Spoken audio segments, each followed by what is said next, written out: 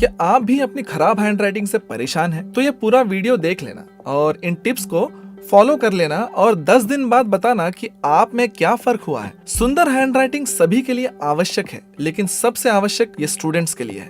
Board exam में copy check करने वाले निरीक्षक को आपके बारे में ये जानकारी नहीं होती है कि आप क्लास के टॉपर हैं या मॉनिटर हैं या फिर एवरेज स्टूडेंट। वहाँ मार्किंग सिर्फ आपकी हैंडराइटिंग के बेस पर होती है। तो इसीलिए अगर बोर्ड एग्जाम में टॉप करना है तो आपकी हैंडराइटिंग अट्रैक्टिव होनी चाहिए। लेकिन ये सवाल आप जिससे भी पूछते हैं सबके अलग अलग जवाब मिलते हैं। कोई बताएगा डेली 15 से 20 पेज लिखो, कोई बताएगा महंगे पेन का यूज करो, कोई सलाह देगा 2 उंगली से पेन पकड़ो, तो कोई बोलेगा 4 उंगली से पेन पकड़ो, और कोई कहेगा पेन को ऐसे पकड़ो कि 90 डिग्री का कोन बने, है कि नहीं? तो क्या ये सभी टिप्स सही है? देखिए, सभी अपनी जगह सही बताते हैं, लेकिन ये सभी सुझाव साइंटिफिक नहीं है। आप ही सोचिए, जब आप डेली 15 से 20 पेज लिखेंगे तो आप फास्ट लिखने की कोशिश करेंगे, जिससे आपकी हैंडराइटिंग खराब भी हो सकती है। अगर आपको डेली लिखना ही है तो कम पेज लिखें और स्लो लिखें। इससे आपको बेनिफिट तो होगा, लेकिन उतना नहीं जितना आप चाहते हैं। दूसरा जो सुझाव है कि महंगे पेन को यूज करो, हमारी समझ से यह भी सही नहीं है। यदि महंगे पेन से सुंदर हैंडराइटिंग हो जाती तो आज सभी करोड़पति की हैंडराइटिंग एक्सीलेंट होती।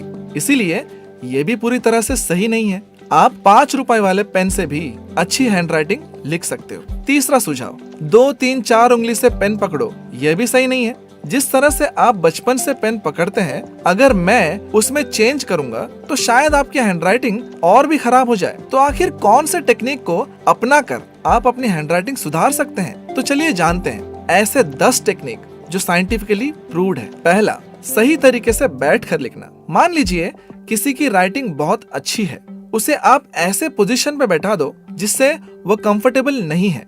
क्या वह अभी अच्छी हैंडराइटिंग में लिख पाएगा? शायद नहीं। तो अच्छी हैंडराइटिंग के लिए आपको सही तरीके से बैठना जरूरी है। आपको न ज्यादा झुक कर बैठना है, न ही ज्यादा सीधा होकर। इसीलिए आप जब भी लिखने बैठे कुर्सी टेबल या स्टडी टेबल का प्रयोग करें। इस प्रकार बैठे कि अगर आपको 2-3 घंटे तक लगातार बैठना भी पड़े तो भी कोई परेशानी नहीं होगी। दूसरा, पेन पर जोर देकर ना लिखें। कई स्टूडेंट्स इस प्रकार लिखते हैं कि पीछे के 3-4 पेज में उसका निशान बन जाता है। इस प्रकार लिखने से आप बहुत जल्दी थक जाओगे और आपकी लिखावट भी अच्छी नहीं होगी। इसीलिए लिखते समय ना पेन को जोर से पकड़े और ना ही पेन को जोर से दबाएं। पेन को हल्के हाथों से पकड़े और हल्के दबाव से ही लिखें। तीसरा, लिखने की स्पीड को कम करें। यदि आपको हैंडराइटिंग में सुधार करनी है तो आपको अपने लिखने की स्पीड को थोड़ा कम करना होगा। आप जितनी देर में 3 पेज लिखते हैं उतनी देर में 2 पेज ही लिखें।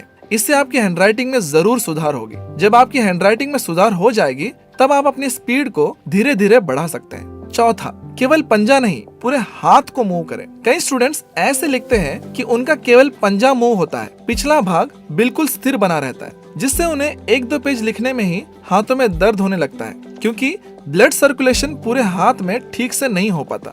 इसीलिए आप लिखते वक्त पूरे हाथों को मूव करें। इससे आपकी हैंडराइटिंग इंप्रूव हो सकती है। पांचवा, 2 शब्दों के बीच समान गैप रखें।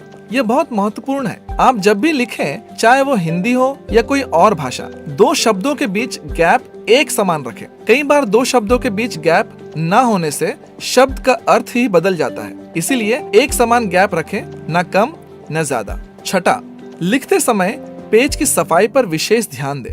कई स्टूडेंट्स एक पैराग्राफ लिखते हैं, उसमें से कई वर्ड्स को काट देते हैं या ओवर राइटिंग कर देते हैं, जो देखने में बहुत गंदा मालूम पड़ता है। अगर आपने पूरे पेज पर 4-5 जगह कट मार्क कर दिया है तो फिर आप कितना भी अच्छा लिख ले, यह गलत इंप्रेशन ही देगा। इसीलिए आपको पेज की सफाई पर विशेष ध्यान देना चाहिए। 7वां, पेंसिल से लिखने की प्रैक्टिस करें। आप किसी भी क्लास में क्यों ना हो, यदि आपको अपनी राइटिंग में सुधार करना है तो प्रतिदिन 1-2 पेज पेंसिल से जरूर लिखें। क्या आपको पता है, जितने भी अच्छे स्कूल्स हैं उसमें क्लास 5 तक के बच्चे केवल पेंसिल से लिखते हैं, क्योंकि अच्छी हैंडराइटिंग लिखने का यह एक वैज्ञानिक तरीका है। पेंसिल से लिखते वक्त आप उतना फास्ट नहीं लिख सकते जितना कि बॉल पेन या जेल पेन से। 8वां, शब्दों का झुकाव। आपके वर्ड्स का एंगल आपकी राइटिंग को इफेक्टिव बना देता है। कुछ लोग पूछते हैं कि सीधा लिखें या फिर लेफ्ट राइट एंगल बनाकर लिखें।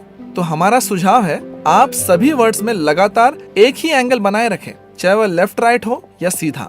9वां, हमें कोई भी हैंडराइटिंग अच्छी क्यों और कब लगती है?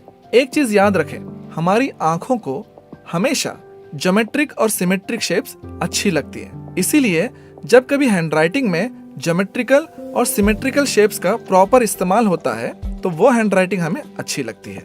10वां, पेज की पोजीशन। अगर आप राइट हैंड से लिखते हैं तो ये ध्यान दें, आप अपने पेज का राइट कॉर्नर हमेशा ऊपर रखें, और अगर आप लेफ्ट हैंड से लिखते हैं तो अपने पेज का लेफ्ट कॉर्नर ऊपर रखें।